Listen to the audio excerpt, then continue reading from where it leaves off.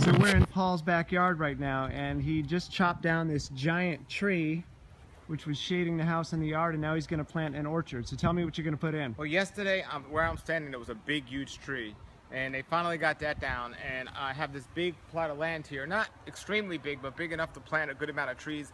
I've had small amounts of land where I put a lot of trees, so now I want to put a lot of trees on a better size amount of land.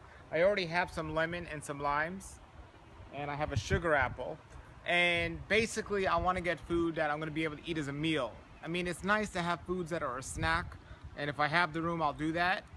But I want a good variety, but I also want foods that I could use as a meal. So avocados is definitely something I use on almost a daily basis. Lemons are something I use on almost a daily basis.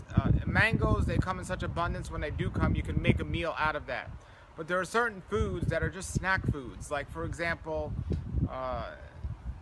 longans, for example. You get tons of longans on a tree, but they're more like a snack. They're not necessarily a meal. And if I am going to plan on having a longan tree and a lychee tree, but those are my snack dessert trees. But for the meal trees, I'm planning on having 3 different mangoes at different seasons. I'm going to have lemon meringue mango.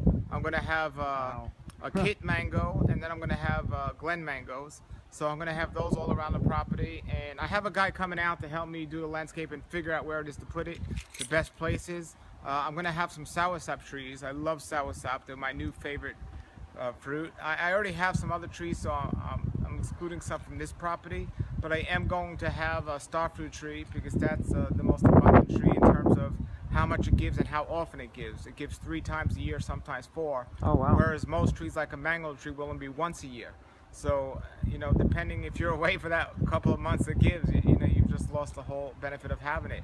So I want to have trees that are producing a lot more often, possibly, or at least strategically planting it, and not just putting a whole bunch of fruit trees that are only in the summer. Yeah. So, like, for example, my avocados, there's an avocado that goes from summer to fall, and then there's another avocado that goes from fall to spring. So I'm covering a lot more time with that. So it's just more feasible and wiser to do that. Now, it's very interesting over here. I have a septic tank right here, and obviously you can't put a garden or you can't put trees over a septic tank. But what I saw online and what I'm going to do is I'm going to have some posts and put some fishing line or something and have things growing along the vines. Vines above it. And speaking of vines, around the whole property on the fences, I'm planning on putting passion fruit, possibly dragon fruit, but they grow more up than out. But definitely passion fruit, different types of passion fruit. I know these 3 different varieties all around the property. They grow abundantly, but they're just, that's one of my favorite foods. I didn't used to like it. They're very sour. They have a sweet one as well, which I love, but I recently had some sour ones and fell in love with them. So I'm definitely going to put those around. Again, those could be more of a snack food, but I've eaten enough to make a meal out of those. So there's so much I could do here, but right where I'm standing pretty much, going along the edges, I'm going to have a garden. And we get good sun here, so I want to have a garden. You don't need, people don't understand that, you don't need to plant a lot of greens to have enough greens for the rest of your life. Yeah. And that's a big misconception. People think if they don't have a big garden, they can't do that. I have another small garden somewhere else, and I get collards and I get some cabbage. And I mean, I'm eating those greens for at least 50% of my diet. I mean, and they just keep growing and growing and growing. In the summertime, greens and many garden vegetables don't really do good here in South Florida. So I was struggling with this idea. Should I get a little greenhouse, or what am I going to do in the summertime? And I spoke to one of my neighbors, and he gave me a great solution. He says, well, in the wintertime, when you could plant your garden and it's thriving, wonderful. There are certain things like okra you could plant in the summertime, that's fine. But then he said, in the summertime, you got all this fruit, so you don't need as much garden food. And it's just a great answer. And so that's what I plan on doing. And we got some property in front. My favorite of all is coconuts. And at one point, I just thought about putting coconuts upon this whole land. And you see there's a coconut tree up there. I've counted, there's over 200 coconuts on that tree currently. Wow. I actually didn't count. My neighbor counted and told me that. Considering that, I'm going to have dwarf coconut trees because those are too high and a lot of work. I mean, I believe in working to get your food, but that's a lot of work.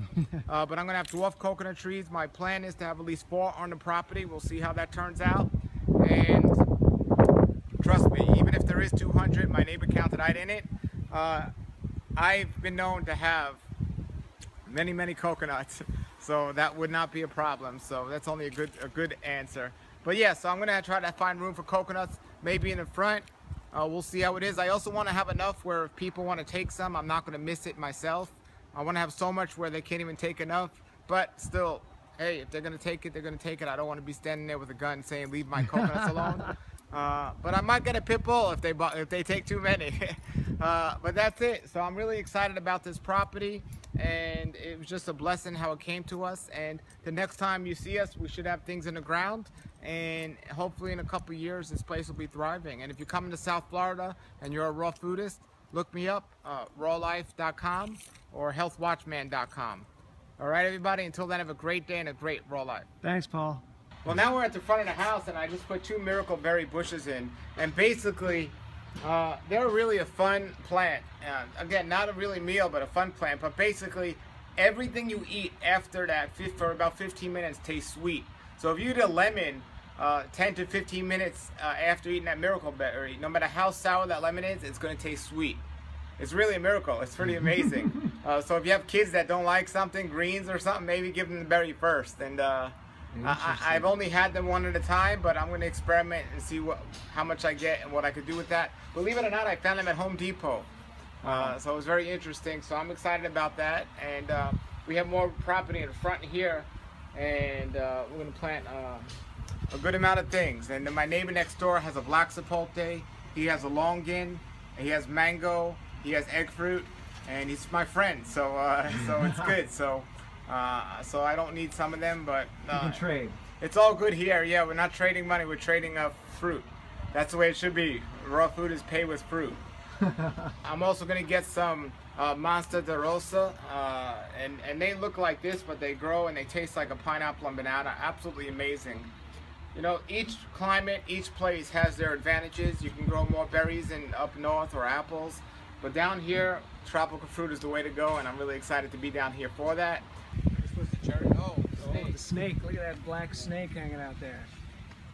And that's a longan tree over there. Look how big that longan tree is. That's got to be 20 feet high. Now, how many longans would that tree produce? The whole tree would be producing. I mean, just everywhere. Over thousands. Wow. And how much of the season? The season is pretty much, I believe it's the summertime.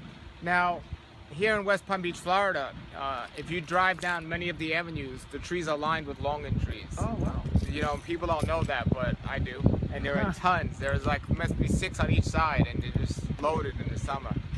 Awesome. Pretty cool. All right, Paul. See you next time around. Alrighty, man. Hello, everybody. Thank you for checking out my channel. If you want more videos, you can click subscribe here right now, and you can be taken to my channel. If you want to check out my website, you can click here, and you can go to my website. I want to thank you for checking us out. Stay safe, stay healthy, have a great day, and a great raw life.